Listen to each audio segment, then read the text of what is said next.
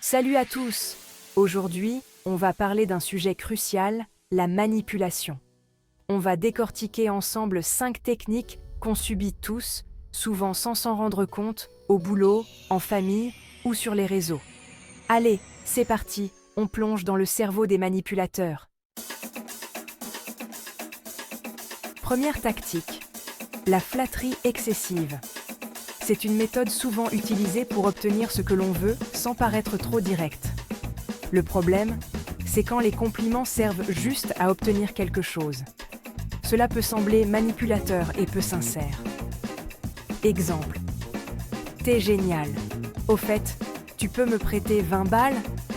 Ce genre de demande peut mettre l'autre personne dans une position inconfortable. En flattant, la personne crée une dette psychologique et il devient difficile de refuser. Cela peut mener à des relations déséquilibrées. Pour repérer ça, attention aux compliments exagérés. Ils sont souvent suivis d'une demande qui peut sembler innocente, mais est calculée, ou qui précède une demande. Soyez vigilants et ne vous laissez pas piéger par des flatteries intéressées. La prochaine fois qu'on vous couvre de louanges, demandez-vous « Qu'est-ce qui va suivre ?» Cela vous aidera à discerner les intentions réelles. Deuxième tactique, le chantage émotionnel.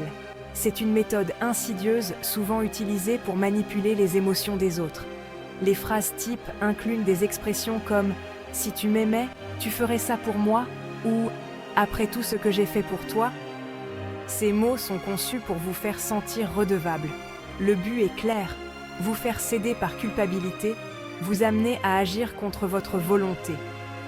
Le manipulateur se pose en victime, déforme la réalité et vous fait passer pour l'égoïste. Il ou elle joue sur vos émotions pour obtenir ce qu'il ou elle veut. Quand la culpabilité monte, stoppez-vous et réfléchissez.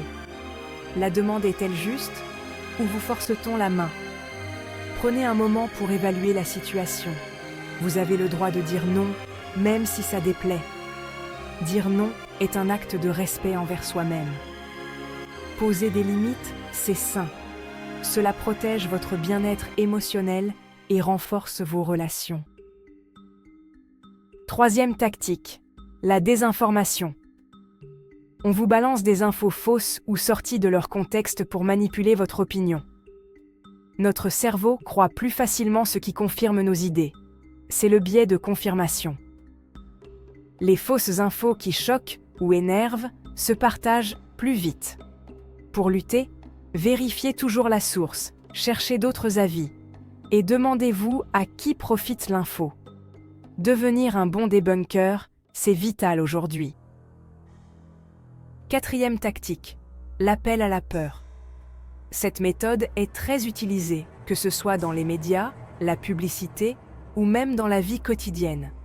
Elle consiste à utiliser des messages alarmants pour provoquer une réaction immédiate, souvent sans laisser le temps de réfléchir. On agite une menace pour vous pousser à agir.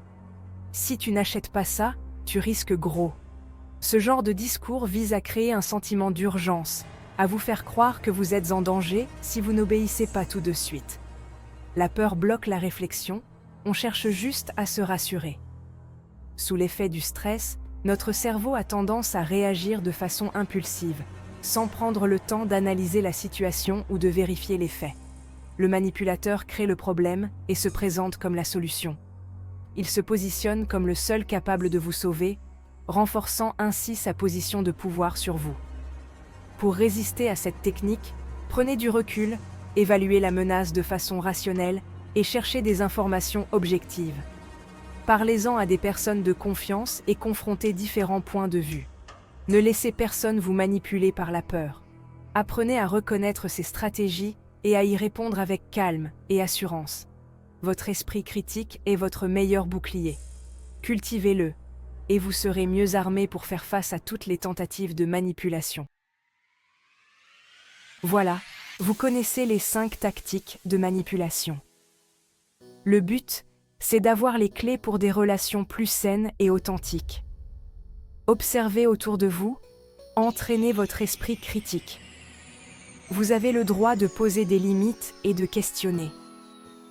Partagez vos expériences en commentaire, ça aide tout le monde. On se retrouve bientôt pour une nouvelle vidéo, prenez soin de vous.